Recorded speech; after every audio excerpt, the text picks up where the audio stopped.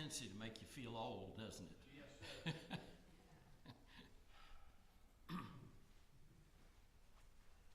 We're going to pick up and into Luke 7 and then get into Luke 8.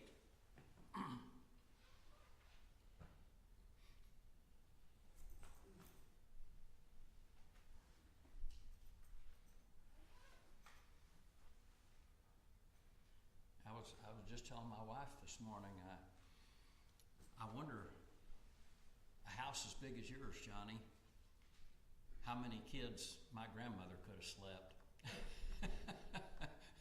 We were stacked like cordwood. Give them a blanket and throw them on the floor.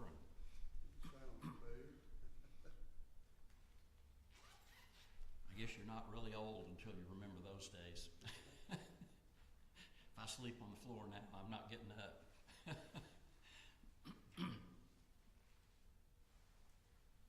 If I ever call you and ask for a crane, you'll know that I got down on the floor.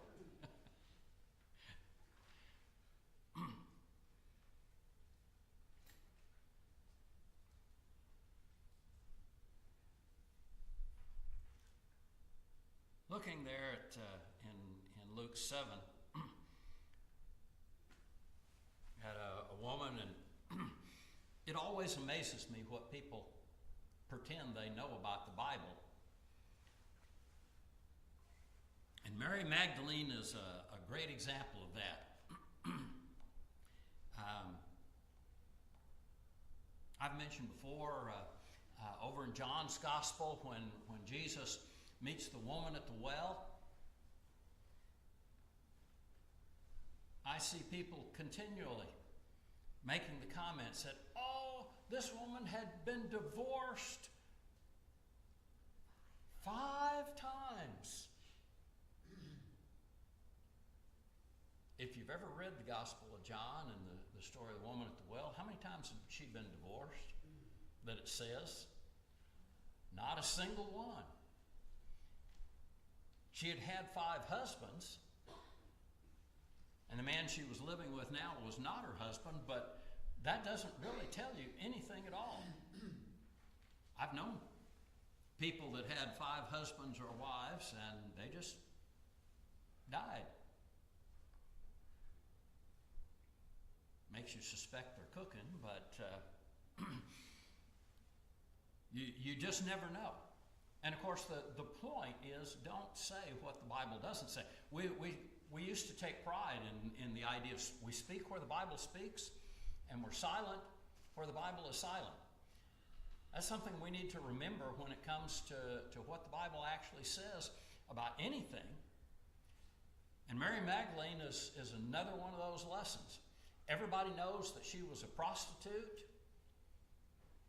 And does it ever say anything about her involved in prostitution? Not a word. She had 7 demons,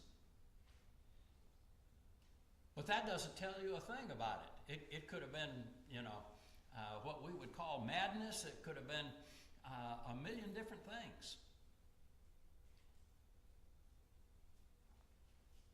The other one, of course, is that in Luke 7, as Jesus visits a man's house,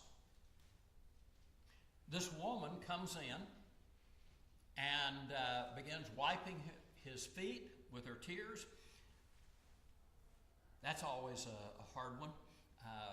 Did she have to get his boots off? You realize the footwear, especially summertime in the Middle East, sandals. And anybody walk down, can you imagine going barefoot down? Well, the way we used to do as kids, down the road, dirt road. Imagine what your feet look like. And of course, it was considered one of the polite things to do for a guest, especially if it was an honored guest, would be offer them their feet washed.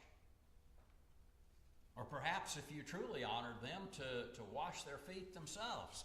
And Jesus comments that this woman comes in to this man's house who has offered Jesus to come as the guest of honor to a dinner. And This woman washes his feet with her hair and her tears, and then anoints him with a precious oil, perfume. And Jesus offers to her the forgiveness of sin. All of that is an illustration, a good lesson about a person, but watch what happens. People read on in chapter 8 and say, well, look, verse 2, Mary, who was called Magdalene, from whom 7 demons had gone out. Oh, must be the same one. But the woman with no name in chapter 7, watch the little break in the action. If you're watching a movie and someone walks in and says something, says, I'm looking for a good steak dinner, and then suddenly the scene cuts to a hot dog stand and a guy standing there, is that the same thing? No. Hot dog stand, steak dinner in a restaurant, we can tell the difference. Watch how chapter 8 actually begins. Soon afterwards. It's not even the same day. So Luke tells us, time has passed, some period of time, days, weeks.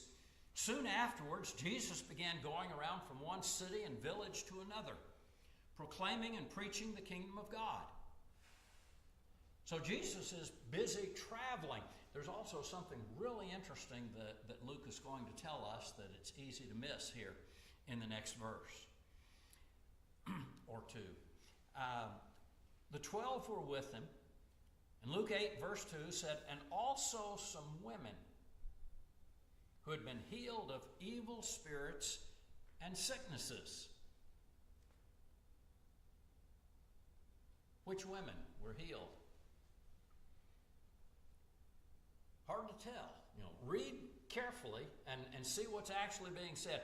Mary, who was called Magdalene, from whom 7 demons had gone out. Okay, Luke makes it pretty clear in that statement that this is one of the women that Jesus has healed. Is it the same one that came in and had her sins forgiven a week earlier? Probably not. Most likely not. The details are completely different, aren't they? There doesn't really seem to be any, in biblical accounts of people with demons, it's obvious they have a problem. That wasn't obvious in that woman. So, entirely different situation, entirely different people. And verse 3 is kind of an interesting one. And in addition to you realize that there are possibly several other women that are not mentioned here by name. Some women who had been healed of evil spirits and sicknesses. Who were they? Don't know. But there is apparently a number of people, in addition to, we think of the 12 disciples. The 12 are with him, Luke says, but how many others are with him? Several others, including several women who have been healed of evil spirits and sicknesses. And then Luke adds, verse 3, and Joanna, the wife of Chuza, Herod's steward. Okay, well, what's a king's steward do? Attendant to the... Okay, it's a general attendant to him. By the way, it's a very similar word to what is used of Nehemiah, the king's cupbearer, head of security. So as a steward, he's someone, he may be charged with, he may be an accountant. He may be charged with the king's money. He may be charged with all kinds of other things. We don't know, but his wife is one of the followers of Jesus. Also, Susanna. What else do we know about Susanna? Not another thing. Joanna and Susanna mentioned here, as disciples of Jesus, and their names never come up again. Did they continue to follow Jesus? How sincere were they in following Jesus? Well, listen to what Luke says next. And many others who were contributing to the support out of their private means. Okay, what kind of people can leave their jobs behind and go traveling around the country with someone and support that work? They're going to be pretty wealthy people, aren't they? Kind of an interesting thought. And by the way, it's another one of those things that you hear as common knowledge. Women are, beaten down and oppressed in the ancient world. It's only in the 21st century that women have been liberated and allowed to earn their own money and have jobs and everything. Okay, how many people in the Bible, in the New Testament alone, can you name another wealthy woman who becomes a Christian? Extremely wealthy woman that the Apostle Paul converts. Lydia. She's dealing in colored cloth and material that's reserved for kings. Not just rich people that want to look like kings, but people with literally the high social status to wear that thing. Are there rich people in the church?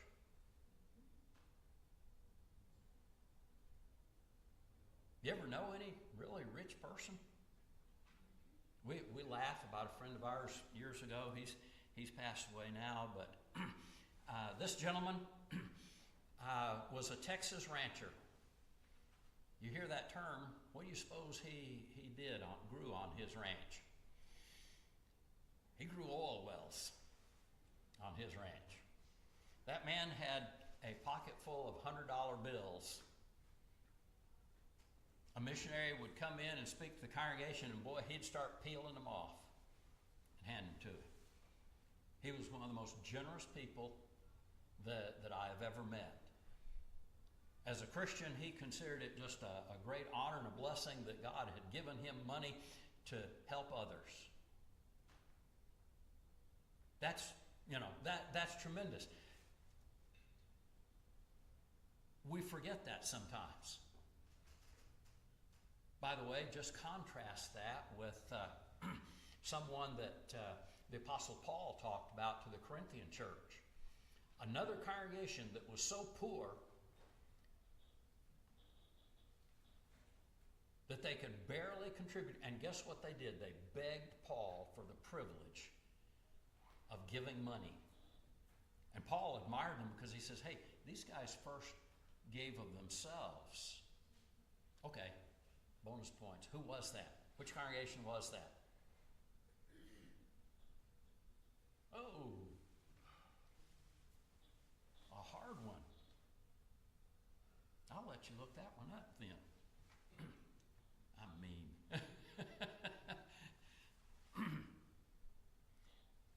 Let's take a look at a few other scriptures that tell us a little bit about Mary Magdalene. We don't know much about her. She had those demons that possessed her. Jesus had healed her. But again, there's never anything in great detail given about her backstory of her life. Turn to Matthew 27. Matthew and Mark tell us a good deal more about Mary. Matthew 27.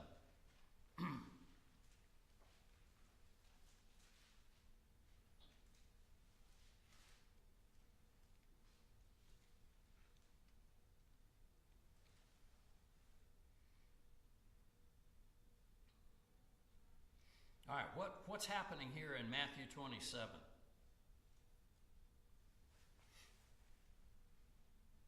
Remember where you're at when you get there?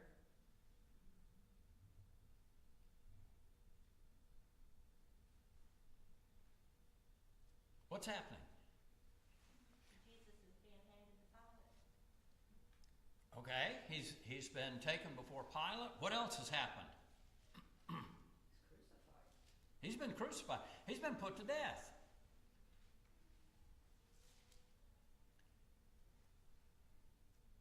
He's been betrayed by Judas back in the beginning. Pilate has brought him in and listened to the arguments of the Jews about him.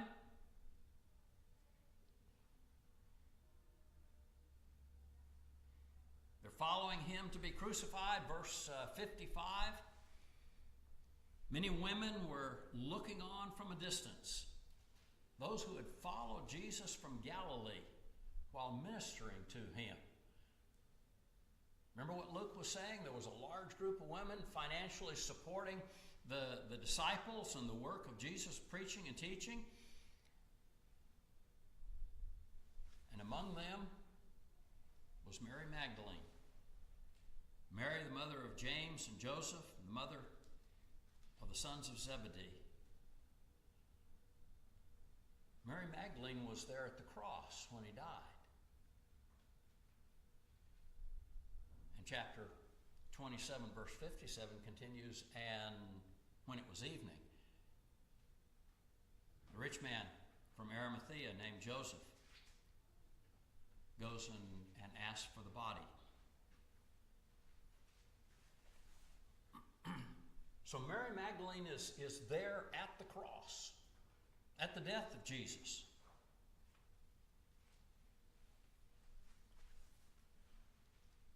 Keep reading down to verse 61. Joseph offers his own tomb. I've seen a couple of cute cartoon reminders. Somebody interviewing Joseph, you know how the news goes around, sticks a microphone.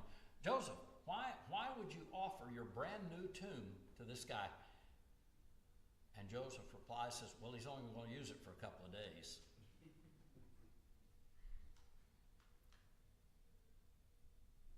And that's exactly what happens, isn't it? Joseph takes the body, verse 59, wraps it in a clean linen cloth, lays it on his own new tomb, hewn out of rock, rolled a large stone against the entrance of the tomb, and went away. And Mary Magdalene was there. She goes from the cross there, watching Jesus die, out to the tomb, along with some of the others, and the other Mary. Which other Mary? I think there were about 3 Marys, at least. And by the way, people have argued about that, said, well, there's just too many Marys. Do you realize that on average, in Jerusalem alone, at least as many as 1 out of every 6 girls were named Mary? You ever get in a group where there's several people with the same name and I have a name that's unique enough, it doesn't usually happen. Once my grandfather that I was named after died, I've never heard anybody else shout out Lester. Now when I hear Paul, I have whiplash. There's lots of others of those, but Mary. Okay, why is it such a common name among Jewish people? Who was named Mary in the Bible? Miriam. Mary is basically the Latin form. What you'll find is our New Testament tends to Latinize everything, thanks to copyists of the New Testament, always updating things to the most common language that they were used to. And Mary is just the Hebrew Miriam. So, why would Jewish people name their daughters Miriam? I mean, that's a pretty good one. Any votes for how many Sarahs there might have been, too?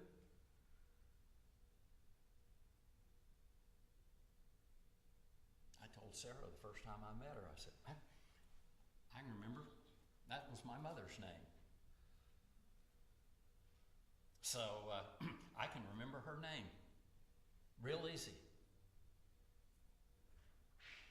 But you realize, come on in.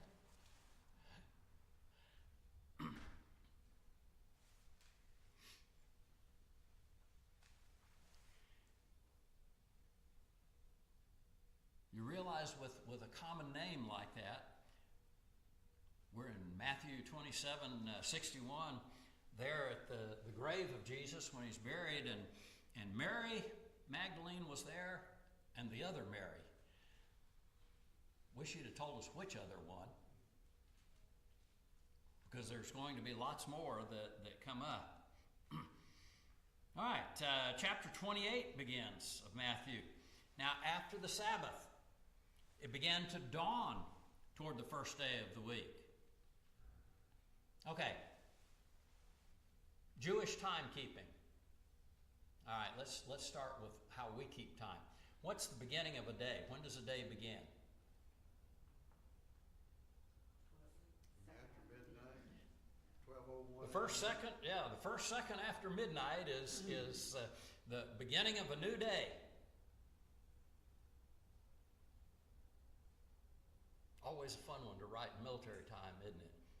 00:01. 1 minute after midnight. 1 minute into a new day. In the Jewish world, when did the new day begin? 6 a.m.? No. Sundown. Usually more like around 6 p.m. You had 50-50 chance, didn't you? But notice how Matthew is explaining this. It's not just as soon as the Sabbath has ended. Sabbath would end at sundown on that Saturday at roughly around 6 p.m., depending on what season it was and how much the sun had moved in that location. But roughly 6 p.m. was the end of the day, of the Sabbath day. So it begins to be the first day of the week. But what part of the first day of the week? Well, Matthew explains that. It begins to dawn. Okay, the sun is coming up. So it puts it on Sunday morning. As the sun comes up, begins to dawn toward the first day of the week, and Mary Magdalene, again, and the other Mary. And nope, we don't have a clue which other Mary at this point, came to look at the grave. By the way, what was Jesus' mother's name? Do you suppose she might have been one of the ones? There at the last moment with her son as he was buried, there as soon as the sun comes up on the first day of the week. Very possible. Matthew 28 verse 2 says an earthquake. Anybody ever been in an earthquake? They're fun. We had a pretty good one when we lived in California. I mean, by a pretty good one, I mean, I was standing in the bathroom about to walk out, and I could barely get through the door. It was shaking so much. We had houses shaking off their foundations and all. I'm trying to get to the fire station, and I look like a drunken sailor trying to get out of the house. Lou and the girls were outside. It was a whole lot easier for them. Not really. When everything moves, it's hard to get around anywhere. And it says a severe earthquake had occurred. When? Don't get a definite time for it, but it had happened already. For an angel of the Lord descended from heaven, came and rolled away the stone and sat upon it. His appearance was like lightning. You ever think about seeing an angel? I know the TV shows are always having angels appear to people.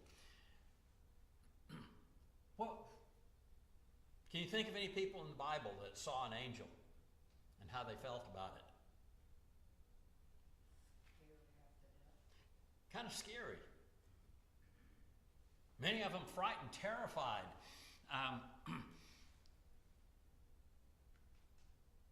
This angel's appearance was like lightning, and his clothing as white as snow. And the guards, okay, you remember the Jews had requested specifically of Pilate that he place guards. What kind of people are placed as guards around Jesus' tomb?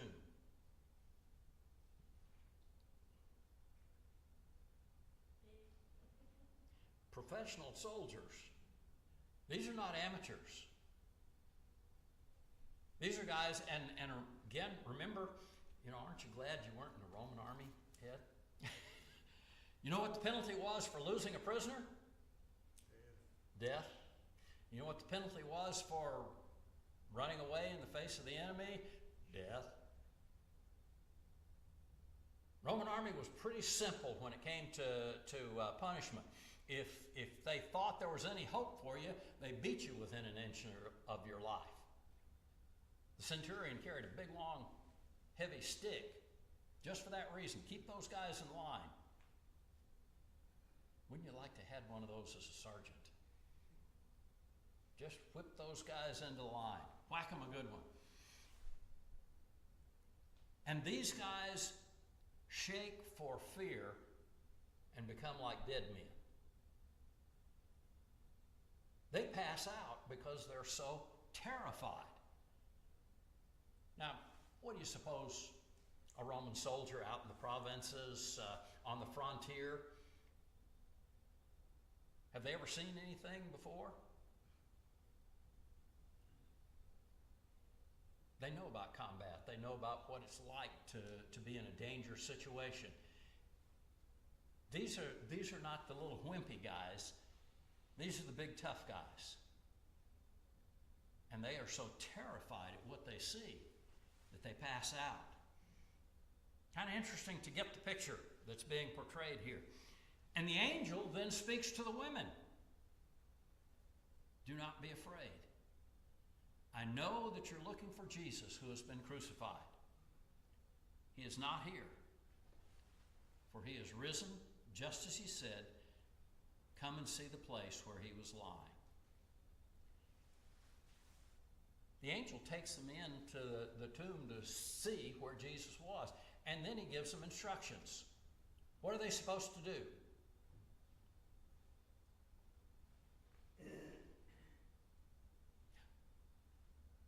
I've been teaching long enough, I can wait longer than you can. I can take a nap up here. What does he tell them? After they've seen the place where Jesus was lying, where his body was, what are they supposed to do? Go tell the disciples. Okay, you get an A. The rest of y'all are going to have to speak up if you want to pass the course. He's not here. He is risen. Come and see the place he was lying. Go quickly and tell his disciples that he is risen from the dead. And behold, he's going ahead of you into Galilee, and there you will see him. Actually, they're going to see him several times over the next week or so. You ever been dense enough that you just couldn't quite do what you were told?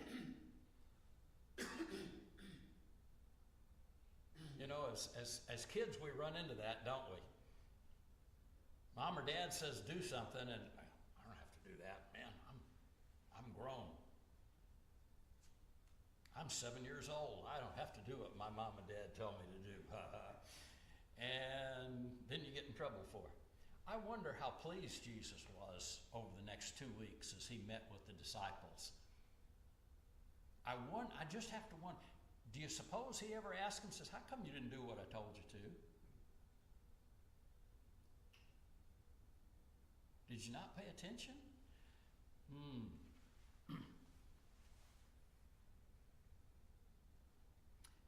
Jump over to the Gospel of Mark, Mark 15.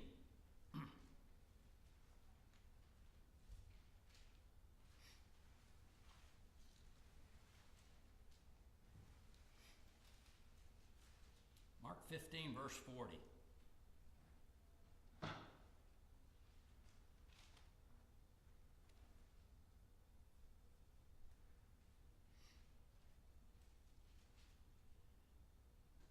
Jesus, again, Mark is paralleling the events. Mark 15, verse 40, as Jesus dies on the cross there, the centurion, the officer that was in charge of the group there at the cross, sees the way Jesus breathed his last, and he says, truly this man was the Son of God. Verse 40, there were also some women looking on from a distance, among whom, so again, it's a fairly large group, several women there, among whom were Mary Magdalene, Mary the mother of James, okay, that's one of the other Marys. Which James was that? Okay.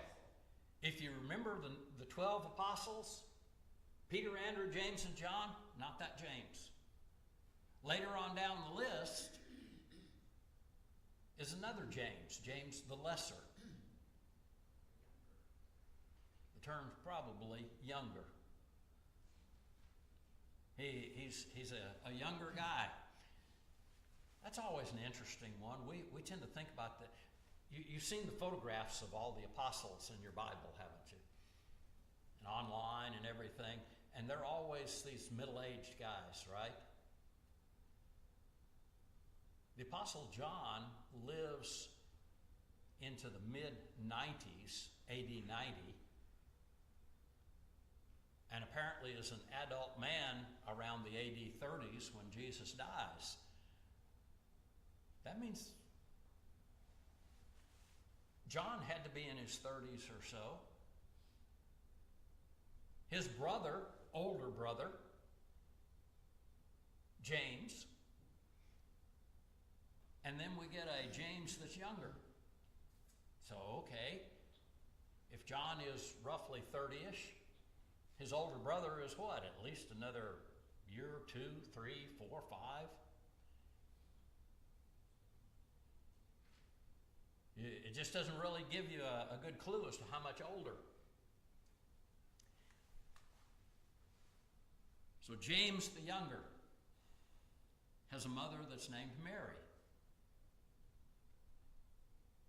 And Joseph and Salome, when he was in Galilee, they used to follow him and minister to him, and there were many other women who came up with him to Jerusalem. There's a crowd at the cross of people, including women, that have followed Jesus for some years. Interesting thought, among which is this Mary Magdalene. Look at Mark 16. Sabbath is over. Mary Magdalene and Mary, the mother of James and Salome, bringing spices. They might come and anoint him. So there's at least 3 women there. And none of them at this point is Mary, the mother of Jesus. By the way, just because you name 2 or 3 people, does that mean that you've ignored the rest of the group? Is there always no one else there but the ones you name? I've already picked on you today, Johnny. Might as well pick on you some more. If you give a list of people that were at your house this weekend, would you start with a few names, or would you name every single one of them? It gets down to those little ones, and it's kind of hard to remember all of them, huh? I'll confess, even in our house with just 3 kids, there were times when I started to yell at a kid, and I'd name the cats, I would name the dog, I would name, everybody in the neighborhood before I got to the right name. You select some of them, and in reference to the whole group, it happens a lot. Isn't it amazing how we can criticize the Bible, say, well, you left out some names. Matthew didn't name Salome. So, Were any of the names that you forgot and left out of the last family get-together, were they not there?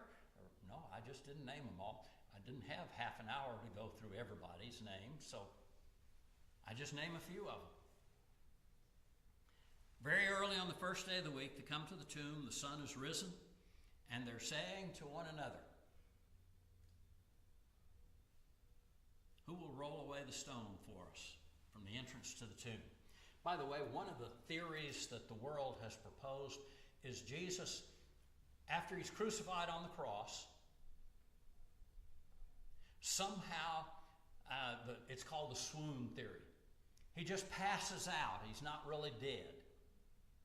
And when they take him down in the cool of the tomb, after a couple of days, he recovers and he rolls the rock aside and escapes the tomb. Now, I've heard some dumb stories in my life, like our girls telling us that, the way our room got messed up, it was a kangaroo jumped through the window and messed up our room and then left. Now, don't buy that. Did Jesus actually pass out on the cross? Remember, there's professional Roman soldiers with their own lives on the line that testify he's dead. And then after they recognize him as dead, you suppose those Roman soldiers with their own lives on the line are capable of reaching down on his ankle and getting a pulse, checking to see if it's still there? You suppose they'd seen enough dead men in their career to know the difference between a guy that had passed out and a guy that was actually dead? And then that Roman soldier takes his spear and rams it in his side. Any chance that he was still alive? Not a bit. People here that pierced his side. Sometimes they get the image that it was just a lateral. But if you know from military training and so forth, to kill a person, they actually go up under the rib cage to the lung and the heart. They don't just stick you in the side because that's not a mortal wound. And plus the fact he's elevated, the projection would have been, and the Roman soldiers would have known this, that they would have pierced in his side upward toward his heart and lungs, which would have killed him instantly had he still been been alive. alive. That's right. Exactly right. But just think about for a moment. Suppose he really survived all that, and now he's been 3 days without anything to eat, beaten within an inch of his life, crucified, and by the way, and I've actually got the articles, I used to assign them to my students to read. Crucifixion, the nails went through there, it cut the nerves and the tendons. Basically, the term medically is they had claw hands. His hands were not outstretched like that, with the nerves cut and the nails through them. They were drawn in like that. And he would never again, as long as he lived, without a modern surgeon to reattach those tendons and those nerves and all, would not ever be able to pick up anything with those hands again. John's gospel talks about him building a fire and cooking fish. Go ahead, just practice that. Put rubber bands around your fingers and hold your hands like that. Try building a fire and cooking some fish. There's not any chance at all of that. And then, on top of that, he's supposed to roll this. How big is this rock? Watch what Mark says. These women, Mary Magdalene, Mary the mother of James, Salome, at least 3 women in this group, maybe more, but those 3 are named, come and ask themselves, who's going to move that stone for us? How can we roll it away to get in that tomb? What are the chances that the dead guy like this inside the tomb rolled it away and escaped? Absolutely zero. Mark goes on to say in verse 4, so it was very large. Just in case you missed the point, Yeah. it wasn't just a little rock. And by the way, there were some tombs that were just had plugs in them that probably no more than a few 100 pounds. Not sure how you would push a few 100 pounds out, but big stones that 3 women couldn't roll. It's in a trough. And they had no hope, at least those 3 women, and whoever else was with them had no hope of moving that stone. Kind of amazing when you realize what's going on. Take a look at John's Gospel. We're about out of time. Look at a couple more scriptures on Mary Magdalene. John chapter 20.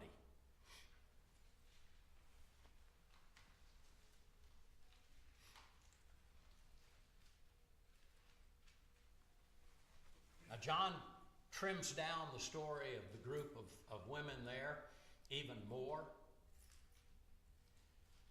John 20, verse 1, on the first day of the week, Mary Magdalene came early to the tomb while it was still dark.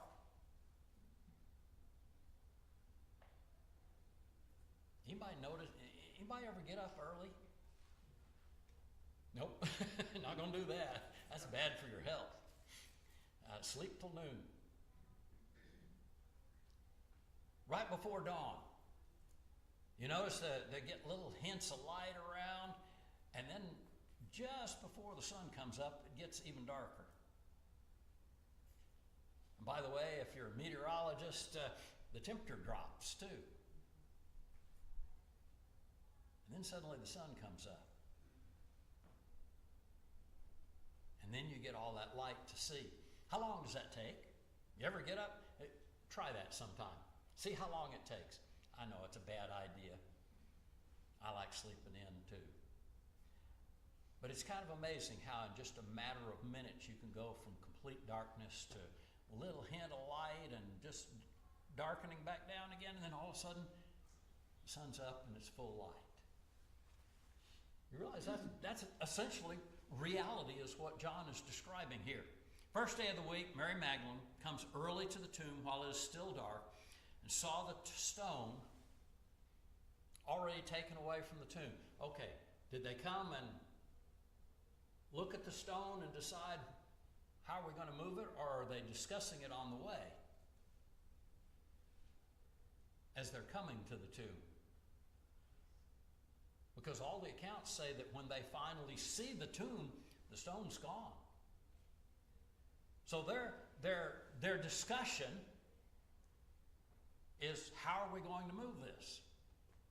And when they actually get there, well, we don't have to worry about that. Isn't that fun when you worry about something and get there and, oh, nothing to worry about. It's already done. Saw the stone already taken away from the tomb.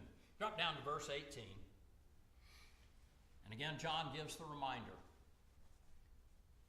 Mary Magdalene, the one that followed Jesus' instructions, came and announced to the disciples, I have seen the Lord,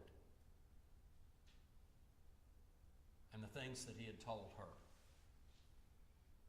If you've read the end of John's Gospel, if you haven't, we'll get to it in a few weeks on our sermon, but how well did the disciples do in believing Mary when she came and told them? Nah. She would have told them, if you put all the accounts together and the little details that one tells and the other doesn't to get on with the story. She came and she told them, I've seen the Lord, he's risen. And he says for you guys to go to Galilee. The story gets even more interesting. Continue reading John's Gospel. 2 of them don't even do that. 9 of them sit in the room and say, well, oh, that's amazing. But 2 of them get up and say, well, we're going to go check on this lady. And one of them runs faster than the other to get to the tomb. Who's the best runner in the apostles? I'll leave that one for you to look up and read at the end of John's Gospel. There, we're out of time. Comments, thoughts?